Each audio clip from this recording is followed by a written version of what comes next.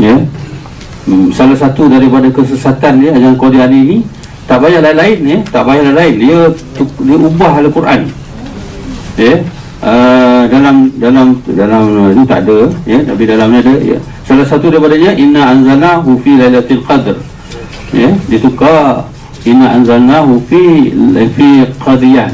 Ditukar lailatul qadri itu ditukar qadiyan, fi qadiyan. Ya, nak menyabitkan bahawa Qadiani itu masuk dalam Quran. Ya.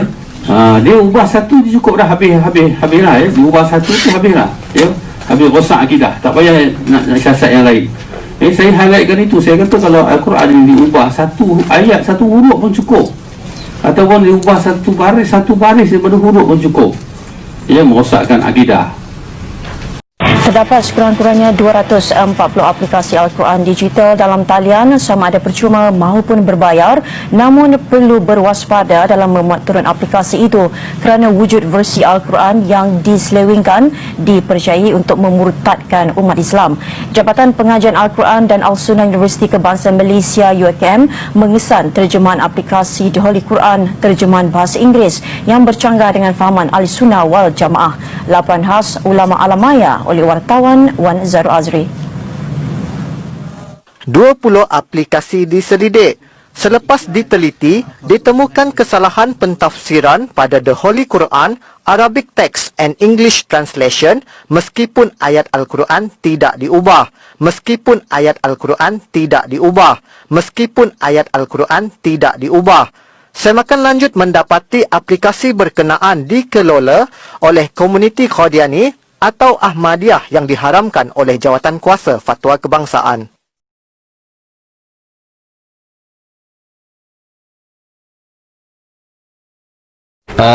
Al-Lahab ataupun surah Al-Masad.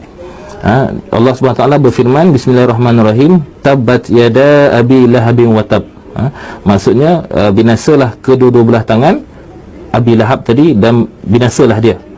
Tetapi dia menterjemahkan bahawa Abu Lahab itu bukanlah Abu Lahab yang menentang Nabi sallallahu alaihi wasallam, tetapi dia adalah merupakan suatu gelaran bagi orang yang suka mengapi-apikan ataupun melaga-lagakan orang lain.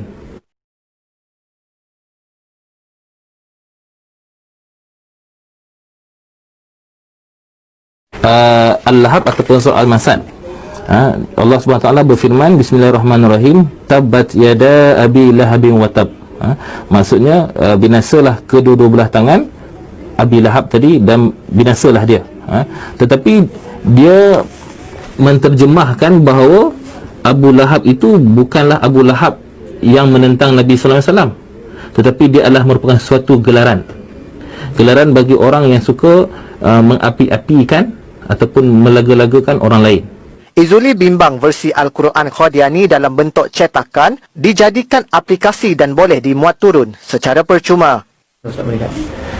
Kita boleh kata itulah kesalahan di dalam penterjemahan Al-Quran, tidak mengikut maksud ataupun kehendak ayat itu sendiri, dan mungkin mengikut hawa nafsu lah dalam menterjemahkan sesuatu ayat tadi.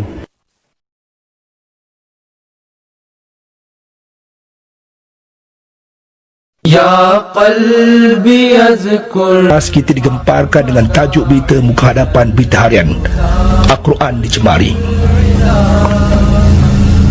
Pencemaran tersebut dilaporkan adalah melalui aplikasi versi digital, dipercayai dihasilkan oleh kumpulan ajaran sesat.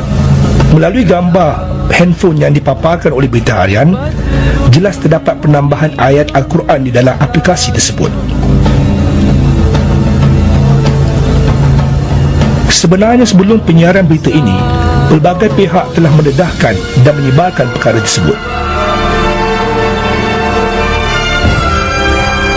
Di antaranya ialah pakar motivasi yang terkenal Dr. Tengku Asmadi dan juga Datuk Siti Nurhaliza.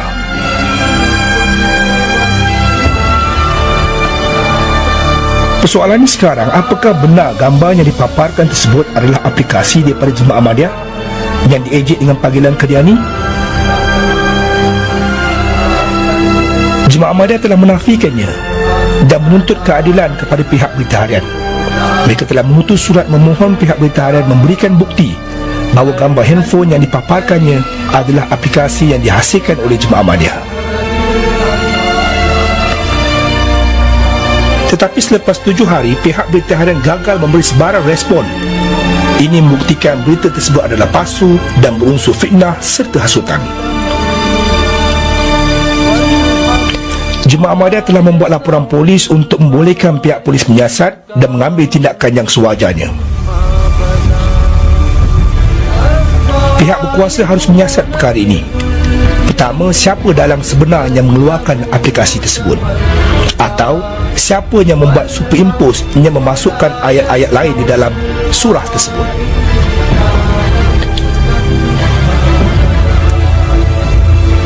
Gambar handphone yang dipaparkan oleh Berita Harian telah menyinggung perasaan umat Islam dan menghina Al-Quran.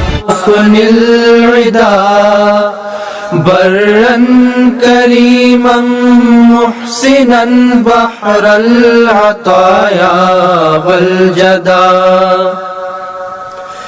اطلب نذير كماله فستندمن ملددا ما إن رأينا مثله للنائمين مسهدا اطلب نذير كماله فستندمن ملددا ما إن رأينا مثله للنائمين مسهدا يا قلبي اذكر أحمد عين الهدى مفني العدا برا كريما محسنا بحر العطايا والجدا اطلب نذير كماله